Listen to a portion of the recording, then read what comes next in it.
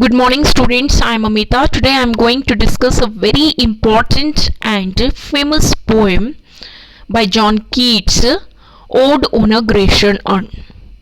This poem is very important from the examination point of view. Keats was very famous for his odes. Before I start this poem, let's see that who was John Keats. Students, this poem is based upon the major theme that art lives forever. In this world, man will come and die, but art will always remain alive. Here, the Grecian urn, symbolizes the transitoriness of human life, but the permanence of art. Man will come and die, but urn will always remain alive. It will witness the sorrows and sufferings of mankind. Let's see who was John Keats, right? John Keats was born on October 31st, 1795. He was the youngest romantic poet. He was eldest of 4 children, right? He lost his father at the age of 9 and his mother died of TB. When he was 15, his youngest brother was also died due to TB at the age of 26. Now let's see that what is the theme of the poem Ode on a Grecian Urn, right?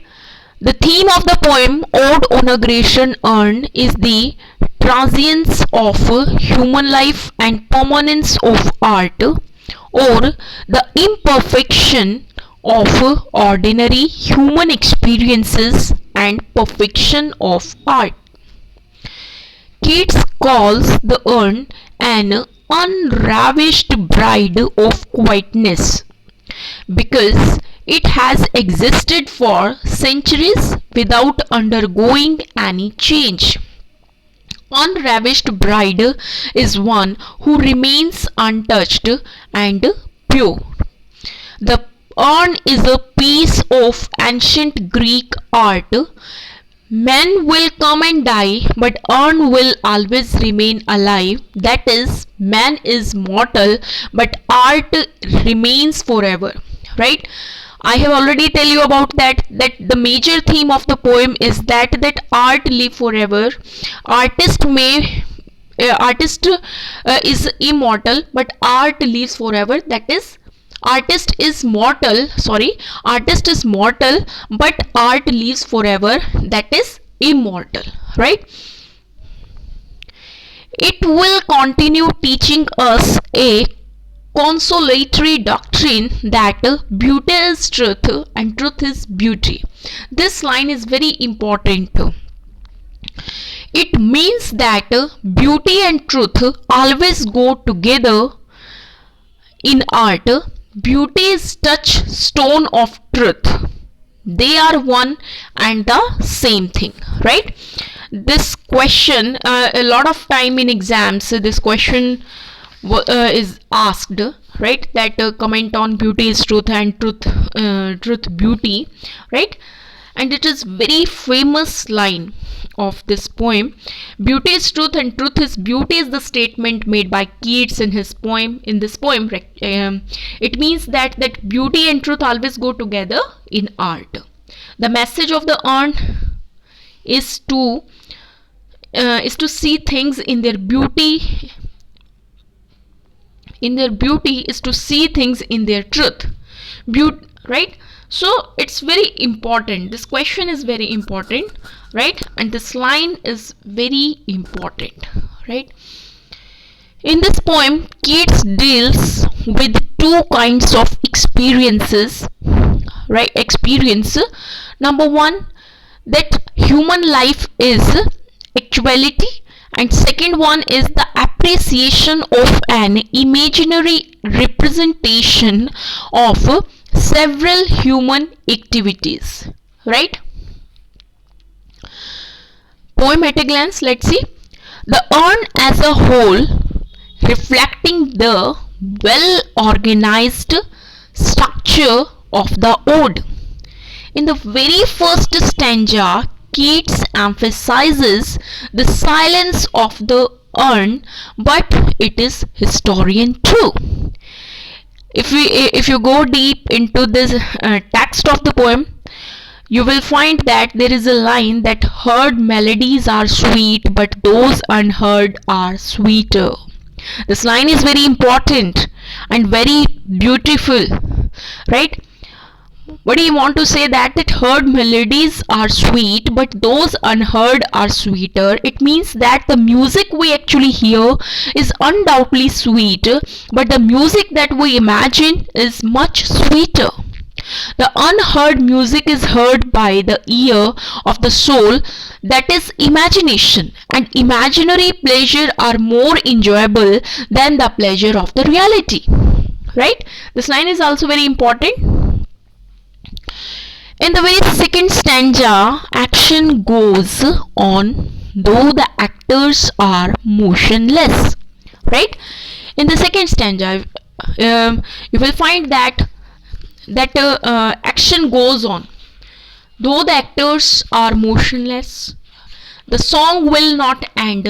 The maiden and the maiden, always to be kissed but never actually kissed, will remain changelessly beautiful. Right? So it happens in the second stanza. Right? Now let's see. In the third stanza, the love which is depicted on the urn remains warm and young. Right? The trees will remain evergreen as they never shed their leaves. Right? They will remain green. They will remain evergreen. Right? So this is the major thing of this poem, that art lives forever. The major theme, the whole concept is that art lives forever. Right? So in the actual life, you can say that in the actual life, a song must come to an end, and leaves of the trees ultimately decay and fall to the ground. Right? A lover carved on the urn is trying to kiss his beloved, but his desire is not fulfilled. Keats asks this lover not to feel sad at his inability to kiss the girl. The lover should console in the fact that his beloved will never grow old and his love for her will never diminish. In actual life, beauty of a girl fades with the passage of time. You know very well that after some time we have a after some time, due to the age, our physical appearance can be fade. Right? But the girl which is depicted on this urn, that will never get old, and the passion of love gets cool after some. In the reality, the passion of love gets cool, but beauty and love as depicted on the urn are everlasting. Right? So here Keats has contrasted the permanence of art with the transitoriness of actual life. In the fourth stanza, deals with the communal life. In the last stanza, poet concludes that the urn as the silent historian will recite its history to the next generations. It gives a message that beauty is truth and truth beauty. This is most important line, that beauty is truth and truth beauty. Right? I have already tell you that a lot of time this question is asked on this line, that comment on the beauty is truth and truth beauty. So So please keep in your mind that what is the meaning of this statement, of this line, right? So which is very important, and it happens in the last stanza, right?